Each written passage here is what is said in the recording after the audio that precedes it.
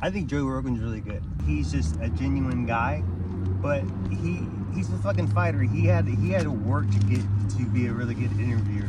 You're a natural. You're a better interviewer than Joe Rogan. You just don't have his audience. So I listen to a lot of Joe Rogan too, to be honest. But he ain't quite an intellectual. He's just a curious person and down to earth guy.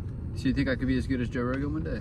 No, I think you're already a better interviewer than Joe Rogan. I'm better than Joe Rogan. That's pretty cool.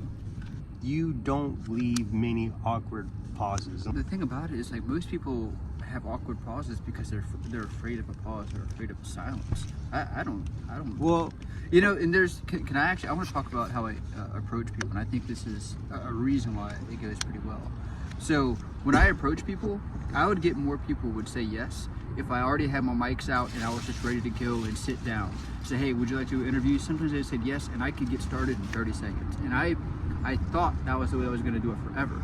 But what I realized is that the conversations were better if they would wait 2 or 3 minutes for me to set up my microphones. So I go up there with no microphone. I say, hey, would you like to be a guest on my podcast?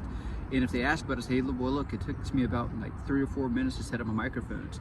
I could talk to you about it while I set it up. Is that okay? And more people say, no, I don't have 3 minutes to wait for you to set up a microphone. You should have been ready. I hear that all the time. But the people that are willing to wait 3 minutes for me to set up my microphone, they usually give me better conversation. Yeah, because they're patient. So that's the way that I'm going now.